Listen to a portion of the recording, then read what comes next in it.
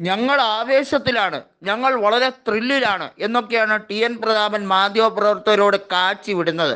ഇവിടെ സാക്ഷാൽ മോദി നിന്നാലും ഞങ്ങൾ തൃശ്ശൂരിൽ UDF-ഉം BJP-യും തമ്മിലാണ് മത്സരമെന്ന്. ആരാ പ്രതാപൻ സാറേ പറഞ്ഞത് BJP UDF-ഉം തമ്മിലാണ് മത്സരമെന്ന്?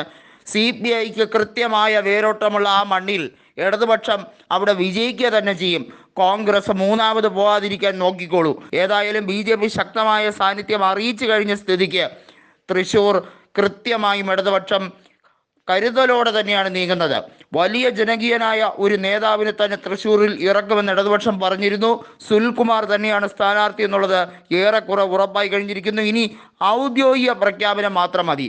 തൃശ്ശൂരിൽ ഒരു മേഖലയിൽ പോലും, ഒരു നിയമസഭാ മണ്ഡലത്തിൽ പോലും ലീഡ് കിട്ടാത്ത BJP ഇക്കുറി BJPയെ ഹൈപ്പ് കൊടുത്ത് രണ്ടാം സ്ഥാനത്തേക്കെങ്കിലും ആക്കിയതിൻ്റെ മുഖ്യമായ ക്രെഡിറ്റും TN പ്രതാപനുള്ളതാണ്. ഏതായാലും പ്രതാപനാണ് അവിടെ UDF സ്ഥാനാർത്ഥിയായി മത്സരിക്കുന്നതെങ്കിൽ UDF-ന് മൂന്നാം സ്ഥാനം ഉറപ്പാണ്, ഉറപ്പിച്ച് കഴിഞ്ഞിരിക്കുന്നു എന്നുള്ളത് ആർക്കും ഇനി സംശയം വേണ്ടാത്ത രീതിയിലേക്ക് കാര്യങ്ങൾ പോവുകയാണ്. സുരേഷ് ഗോപിയെ സംബന്ധിച്ചിടത്തോളം തൃശ്ശൂരിൽ ഇക്കുറി കൂടി മത്സരിക്കുകയേ ഉള്ളൂ എന്നുള്ളത് ഉറപ്പാണ്. ഇക്കുറി കൂടി തൃശ്ശൂരിൽ സുരേഷ് ഗോപി തോറ്റാൽ പിന്നെ അദ്ദേഹത്തിൻ്റെ രാഷ്ട്രീയ ജീവിതം എങ്ങനെയായിരിക്കുമെന്നുള്ളത് വിലയിരുത്തപ്പെടേണ്ട ഒരു കാര്യമാണ്.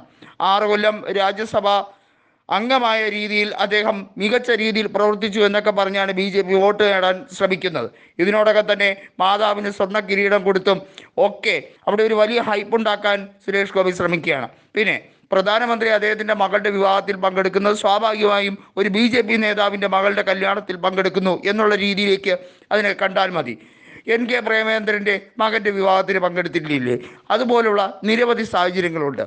ലോക്സഭയിലോ അല്ലെങ്കിൽ രാജ്യസഭയിലോ ഒക്കെ സാമാജികരായിട്ടുള്ളവർ ഒരുപക്ഷെ പ്രത്യേകമായും BJP നേതാക്കളുമായി വലിയ രീതിയിലുള്ള ആത്മബന്ധം കാത്തു സൂക്ഷിക്കുന്നവരെയൊക്കെ അവർ കൃത്യമായി മനസ്സിലാക്കി അവർക്ക് വേണ്ട വിധത്തിലുള്ള സഹായം ചെയ്യൽ BJP നേതാക്കളുടെ ഒരു സ്വഭാവശീലമാണ്.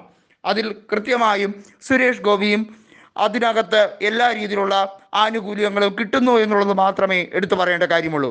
തൃശ്ശൂരിനെ സംബന്ധിച്ചിടത്തോളം ഇക്കുറി ലോക്സഭാ തെരഞ്ഞെടുപ്പിൽ ഇടതുപക്ഷത്തിൻ്റെ മുഖ്യമായിട്ടുള്ള ഹൈലൈറ്റ് വിഷയം എന്ന് പറയുന്നത് വർഗീയതയ്ക്കെതിരെയുള്ള രാഷ്ട്രീയ നീക്കം തന്നെയാണ്. ഏതൊക്കെ രീതിയിൽ ഹിഡൻ അജണ്ടകളെ പൊളിച്ചെടുക്കാൻ പറ്റുമോ അതൊക്കെ പൊളിച്ചെടുക്കും.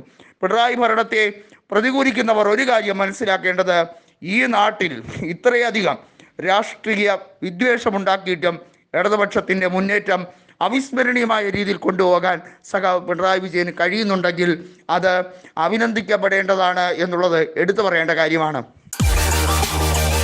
കൂടുതൽ വാർത്തകൾക്കും വാർത്തകളിലെ വസ്തുതകൾക്കും ഈ ചാനൽ സബ്സ്ക്രൈബ് ചെയ്ത് ഫോളോ ചെയ്യുക.